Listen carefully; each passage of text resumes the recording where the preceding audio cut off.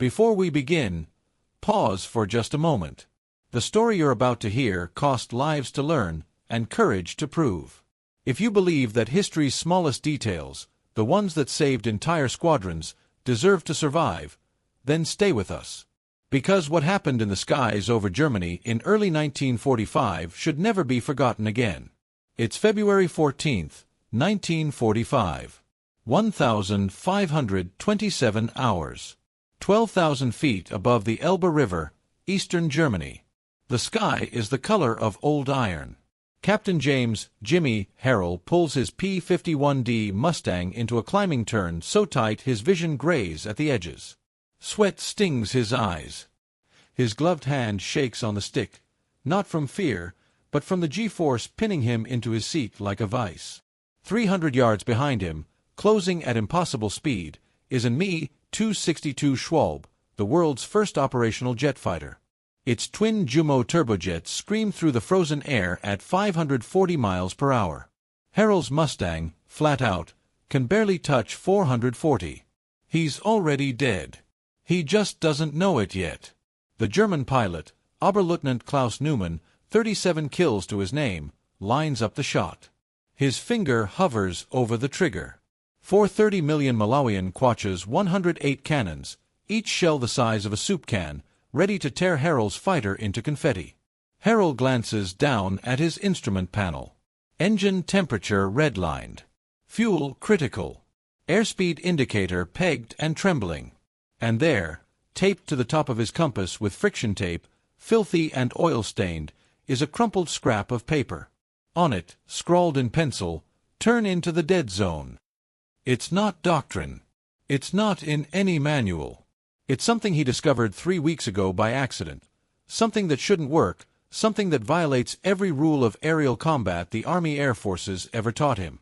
But every pilot who's tried it has survived. And everyone who ignored it is dead. Newman's gun sight flashes green. Lock acquired. He squeezes the trigger. Harrell yanks the stick hard left and shoves the throttle past the stop. His Mustang shudders, stalls for half a heartbeat, then drops like a stone into a spiraling dive that no jet can follow. The Me-262 screams past him, so close Harrell can see the rivets on its fuselage. Neumann tries to bank after him. Too late. The jet's turning radius is 3 times wider than the Mustang's. By the time he completes the turn, Harrell is gone, vanished into the haze like a ghost.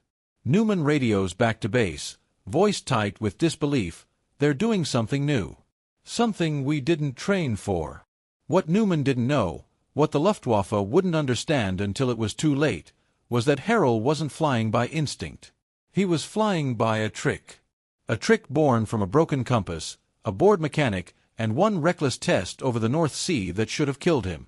A trick that would rewrite the rules of jet interception and save hundreds of American lives. But it almost never happened.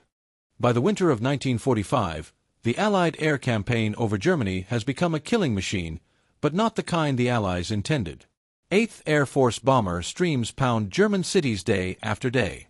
Thousands of B-17s and B-24s, flying in tight formations, escorted by swarms of P-51 Mustangs and P-47 Thunderbolts. On paper, it's overwhelming.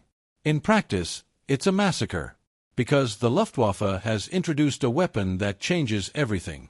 The Messerschmitt Me-262, the world's first operational jet fighter.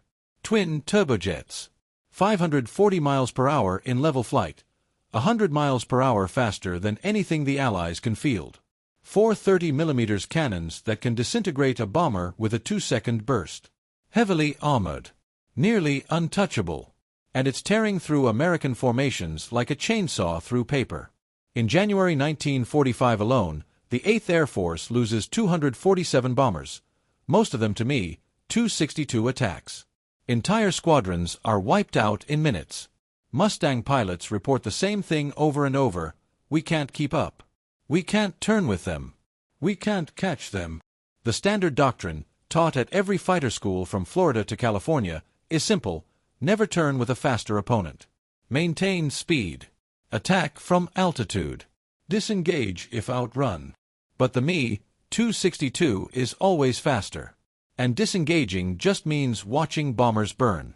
So Mustang pilots do the only thing they can: they chase. They dive. They push their engines past redline, past failure, praying for one good burst before the jets vanish into the clouds. Most of them die trying. At Debden Airfield in England, the 4th Fighter Group holds a grim tradition. They don't repaint names on empty bunks anymore.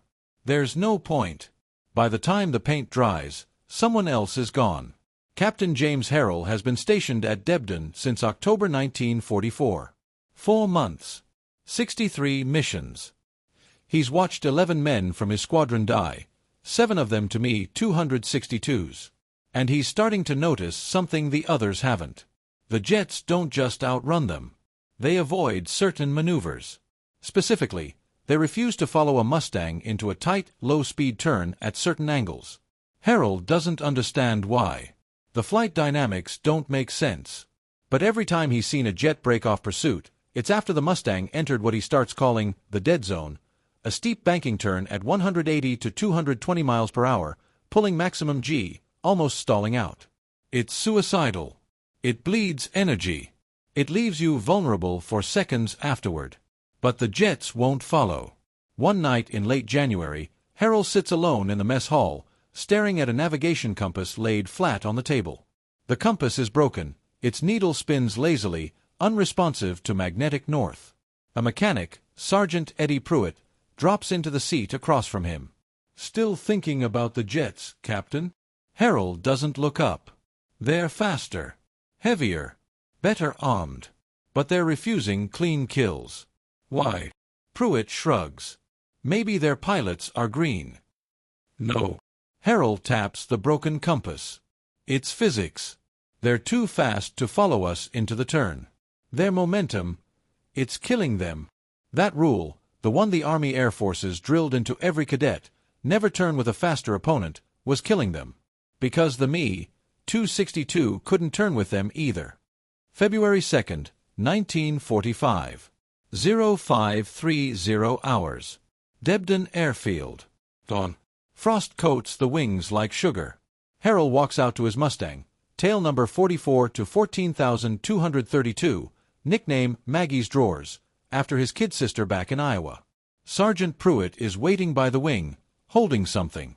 It's the broken compass from the mess hall. Pruitt's taped a piece of paper to it with friction tape. On the paper, in pencil, angles, airspeeds, turn radii. "I did the math, Captain," Pruitt says quietly. "If you're right, if the jets can't follow a hard turn below 220 miles per hour, then there's a zone. A window. You enter it, they lose you." Harrell takes the compass, stares at it. "And if I'm wrong?" Pruitt doesn't blink. "Then you stall out at 12,000 feet with a jet on your 6. And I'll be painting someone else's name on your bunk." Harrell tapes the compass to the top of his instrument panel, right where he can see it. The pencil-scrawled angles stare back at him like a dare. The mission that morning is a bomber escort to Leipzig. 300 B-17s. 60 Mustangs. Expected resistance. Heavy. Harrell briefs his wingman, Lieutenant Ray Pepper Calhoun, 22 years old, red hair, Alabama drawl. "If we see jets," Harrell says, "I'm going to try something. Don't follow me unless it works." Calhoun squints. "What are you gonna try?" "Something stupid." At 1,140 hours, 30 miles southeast of Leipzig, radar operators on the bombers start screaming. "Bandits inbound. Fast movers. 10 o'clock high." 3 Me-262s drop out of the clouds like hammers. Silver fuselages, red spinners, black crosses sharp against the gray sky. Harrell keys his radio. Voice calm, almost bored. "Blue flight, stay with the bombers. I'll take the lead, Bandit." "Jimmy, you can't. Watch me." He shoves the throttle to the firewall and pulls into a steep climb. The Merlin engine roars, propeller tips carving vapor trails through the freezing air. His airspeed bleeds off fast, 380, 340, 300 miles per hour. The lead Me-262 spots him, turns toward him, accelerates. In 5 seconds, the jet closes the gap from 2,000 yards to 800. Harrell's hands are steady now. He watches the airspeed indicator like a hawk. 280, 260, 240. The jet's cannon muzzles flash orange. Harrell waits one more heartbeat, then hauls the stick into his lap and kicks full left rudder. The Mustang snaps into a turn so violent the wings flex. The world becomes a gray blur. G-forces crush him into his seat. His vision tunnels.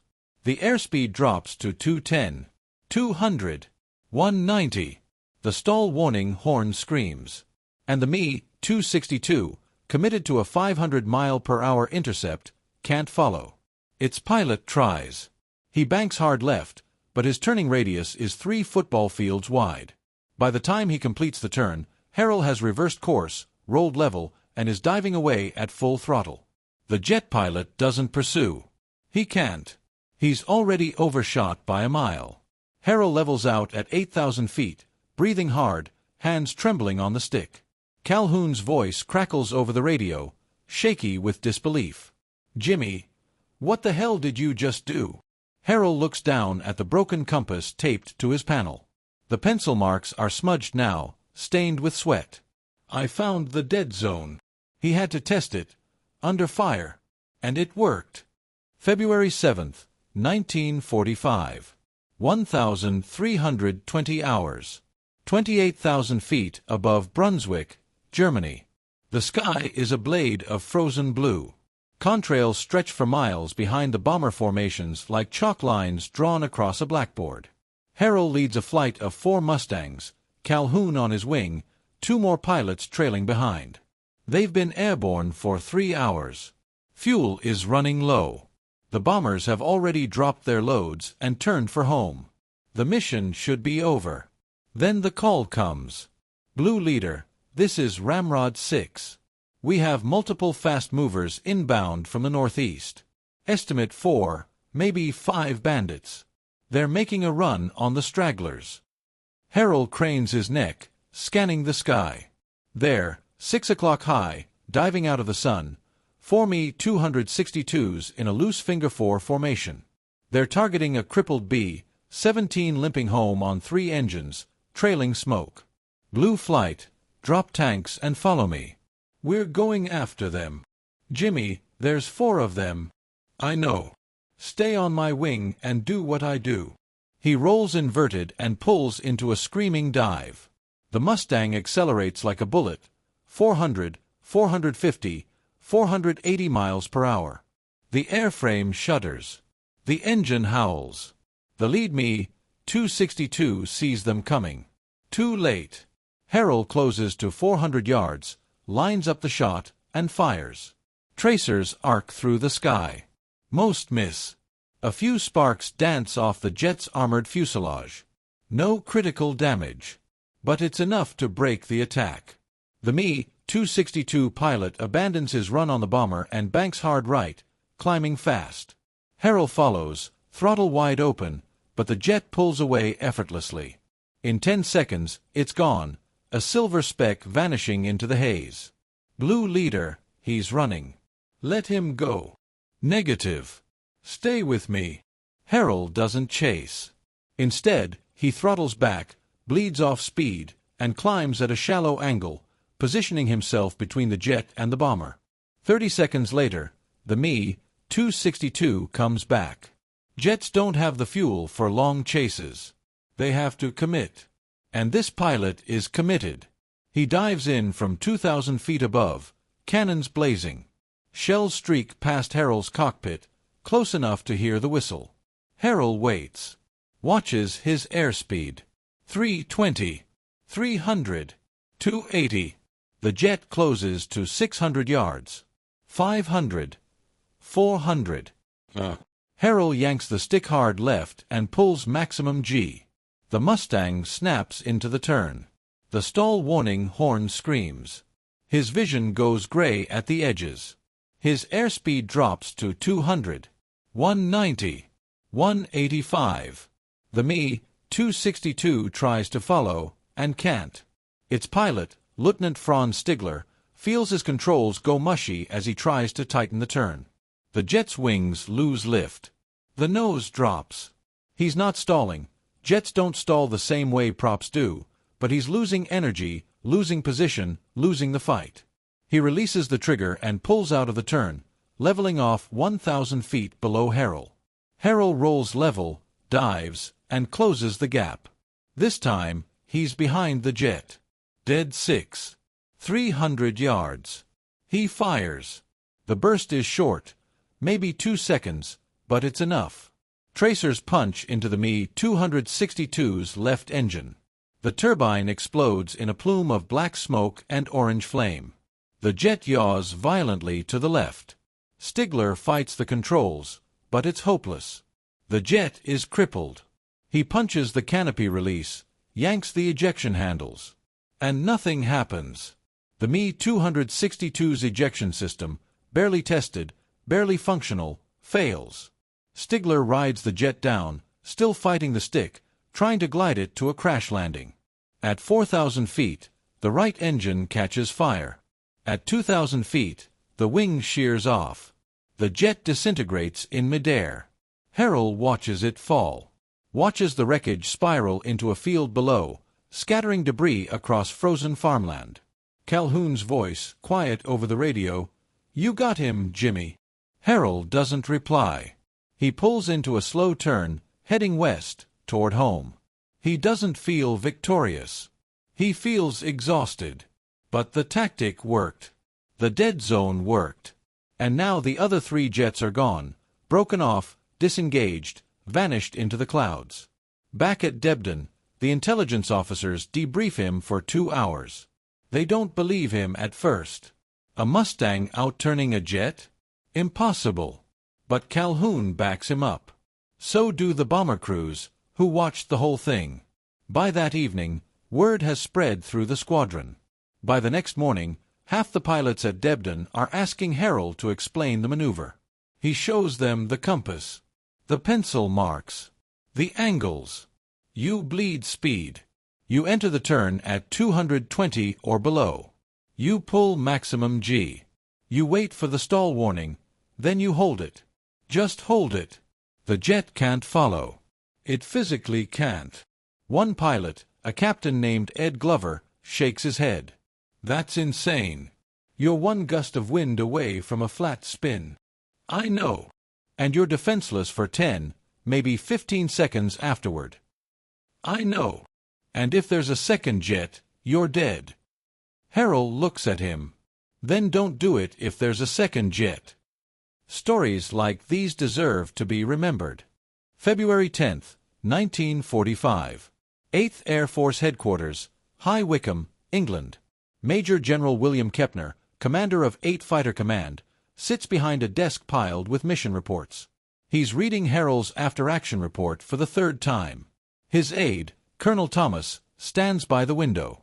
"Sir, with respect, this sounds like a fluke. Or exaggeration." Kepner taps the report. 3 independent witnesses. Gun camera footage shows the jet overshooting. And Harrell's still alive. It violates every principle of energy management we teach. So did the thatch weave when we started using it against Zeros. And that saved lives. Thomas hesitates. "You want to make this official doctrine?" "I want to test it. If it works, we teach it. If it doesn't, we bury it." But bureaucracy moves slowly. Too slowly. By the time Kepner can organize a formal test, Harrell has already flown 6 more missions. On 4 of them, he encounters Me-262s. On all 4, he uses the dead zone maneuver. He survives every time. Other pilots start trying it. Some succeed. Some die, usually because they misjudge the airspeed, or enter the turn too late, or panic when the stall warning screams and level out too early. But enough of them succeed that the tactic spreads. Not through official channels. Not through training manuals. Through word of mouth. Pilot to pilot. Squadron to squadron. At Debden, mechanics start taping compass corrections to instrument panels for anyone who asks. At Leiston, the 357th Fighter Group starts drilling the maneuver during training flights over the English Channel. At Bodney, the 352nd Fighter Group's commanding officer, Lieutenant Colonel John Meyer, watches one of his pilots demonstrate the turn during a practice flight. Meyer radios him afterward. "Do that again." The pilot does. Meyer watches through binoculars from the control tower. When the pilot lands, Meyer is waiting on the tarmac. "How long have you been doing that?" 2 weeks, sir. Learned it from a guy at Debden." Meyer stares at him. "And you didn't think to tell me?" "I wasn't sure it was regulation, sir." Meyer laughs, a short, bitter bark. "Regulation. Christ." He turns to his operations officer. "I want every pilot in this group trained on that maneuver by the end of the week. I don't care if it's regulation or not. If it works, we use it." But not everyone agrees. At Duxford, the 78th Fighter Group's commander, Colonel Frederick Gray, explicitly forbids his pilots from attempting the maneuver. "It's reckless," he tells them during a briefing. "It's dangerous. And it's going to get someone killed. You will maintain speed. You will maintain altitude. You will not, under any circumstances, deliberately stall your aircraft in combat. Is that understood?" 3 days later, one of his pilots, Lieutenant David Shaw, ignores the order. He encounters an Me262 over Magdeburg, enters the dead zone turn, and survives. Gray grounds him for a week. Shaw appeals to Kepner. Kepner overrules Gray. The tension spreads through the 8th Air Force like a fault line. Half the commanders embrace the tactic. Half resist it. Meanwhile, the Luftwaffe is starting to notice. February 18, 1945. Lechfeld Airfield, southern Germany. Major Walter Nowotny, one of the Luftwaffe's top jet aces, 258 kills to his name, gathers his pilots in a freezing briefing room. "The Americans are changing tactics," he says.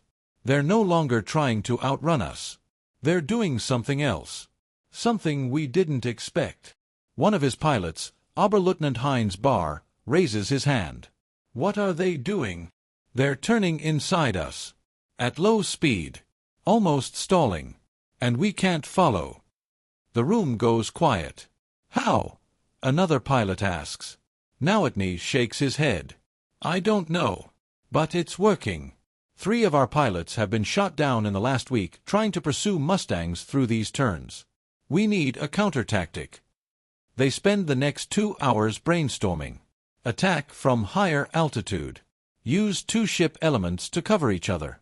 Don't commit to a single pass. Hit and run, then reposition. But the Me-262's advantage, its speed, is also its weakness. You can't slow down a jet mid-fight. You can't bleed speed and regain it quickly. The engines take too long to spool up. Which means if a Mustang enters the dead zone, the jet has 2 choices: overshoot and disengage, or commit to the turn and lose energy. Both are bad. Back in England, Harrell doesn't know any of this. He's too busy flying. But he's starting to realize something. Someone was watching. February 25, 1945. 1,415 hours. 32,000 feet above Kassel, Germany.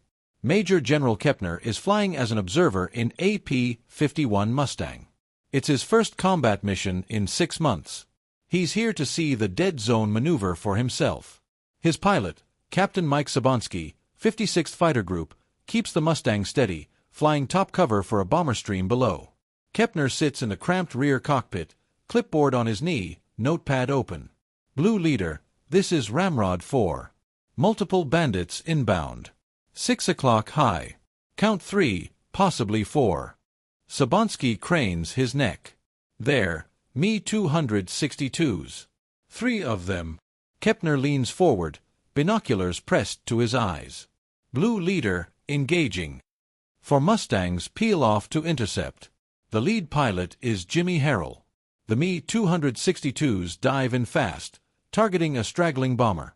Harrell rolls inverted and dives after them, closing the gap. The lead jet spots him, breaks off the attack, and climbs, standard evasion.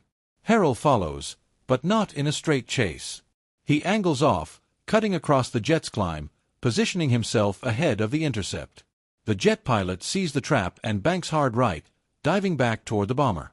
Harrell pulls into a climbing turn, bleeds off speed, and waits. The jet closes to 800 yards. 600. 400. Harrell pulls the stick into his lap. The Mustang snaps into the turn. The wings flex. The airspeed drops to 210, 200, 190.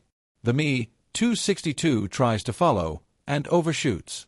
It roars past Harrell, close enough that Kepner can see the pilot's helmet through the canopy. Harrell rolls level, dives, and closes the gap. He fires. Tracers punch into the jet's right engine. Smoke pours out. The jet banks away, losing altitude, trailing fire. It doesn't explode, but it's out of the fight. The other two jets disengage and vanish into the clouds. Kepner lowers his binoculars. He sits back in the cockpit, staring at the sky. Sabansky's voice crackles over the intercom. "Sir, you see that? I saw it. You believe it now?"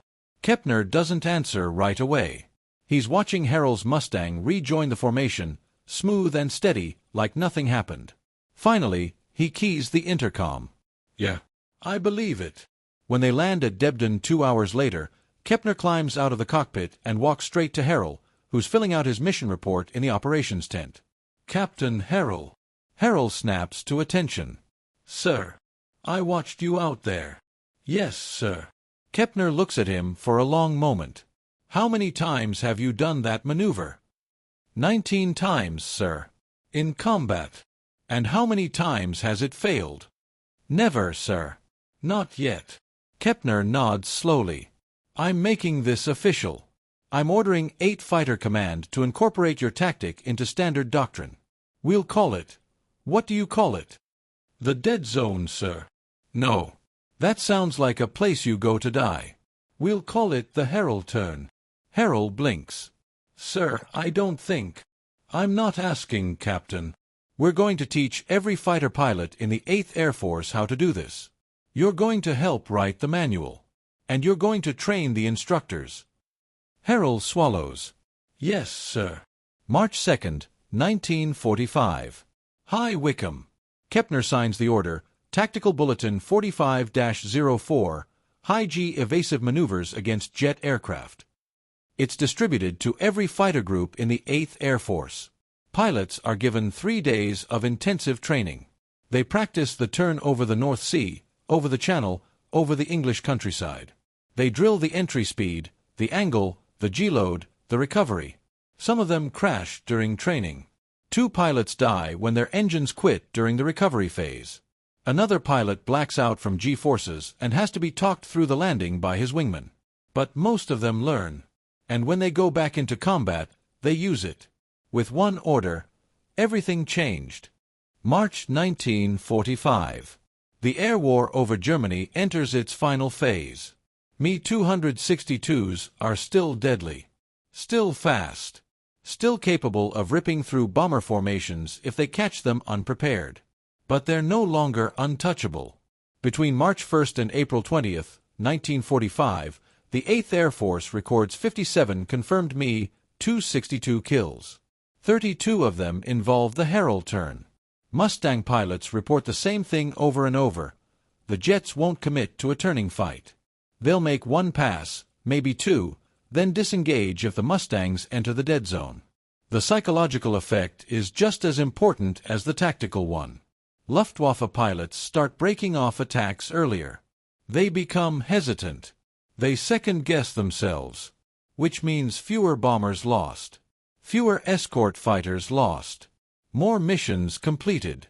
By April, the Luftwaffe's jet program is collapsing, not because of the Harrell Turn, but because of fuel shortages, supply disruptions, and the Red Army closing in from the east. But the turn bought time. It saved lives. It kept the jets from dominating the sky the way they should have. On April 7th, 1945, Captain James Harrell flies his final mission. It's a bomber escort to Dessau. No enemy contact. Clear skies. Almost boring. When he lands, his crew chief, Sergeant Eddie Pruitt, is waiting by the wing. "That's it, Captain. You're done. Orders came through this morning. You're going home." Harrell climbs out of the cockpit. He looks at the Mustang, Maggie's drawers, battered, patched, oil-streaked, still flying. Pruitt hands him the broken compass with the pencil-scrawled notes, still taped to the instrument panel. "Figured you'd want this." Harrell takes it, turns it over in his hands. The paper is filthy now, stained with sweat and oil and God knows what else. "How many guys used this?" Harrell asks. "Hard to say. Couple dozen, maybe more. Word got around." Harrell nods slowly.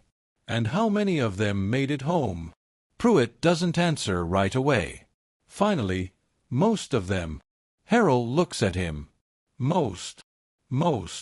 The war in Europe ends 33 days later. The Me-262 program is dismantled. The jets are scrapped, studied, copied. The technology spreads. Korea, Vietnam, the Cold War. But the tactic, the Harrell Turn, fades. Not because it stops working, but because jets get faster. Turn radii get tighter. Missiles replace guns. The dynamics change. By the 1950s, the maneuver is obsolete. By the 1970s, it's forgotten. James Harrell returns to Iowa. He marries his high school sweetheart. He works as a crop duster, then a flight instructor, then retires. He rarely talks about the war. When people ask, he shrugs and says, "I flew Mustangs. Did my job. Came home." In 1987, a historian researching the 8th Air Force interviews him for a book. The historian asks about the Harrell Turn. Harrell pauses. "That's what they called it." "Yes, sir. It's in the official records." Harrell shakes his head. "Never heard that name till after the war. We just called it the dead zone." "Why?" "Because if you did it wrong, you were dead. And if you did it right, the other guy was." He dies in 2003, at the age of 82. His obituary in the local paper mentions his military service in one sentence. It doesn't mention the Turn. It doesn't mention the Me-262s. It doesn't mention the lives saved. And yet, few remember his name. There's a photograph, taken at Debden Airfield in March 1945. It shows a group of pilots standing in front of a P-51 Mustang. They're young, most of them in their early 20s. They're smiling, but their eyes are old. In the center of the group, holding a broken compass, is Captain James Harrell. The photo was found in a shoebox in his daughter's attic, 50 years after his death. She donated it to the National Museum of the U.S. Air Force. It's on display now, in a corner exhibit about the 8th Air Force. Most visitors walk past it without stopping. But if you look closely, if you really look, you can see the compass in Harrell's hand.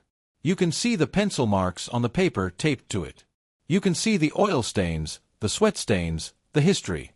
You can see the thing that saved hundreds of lives.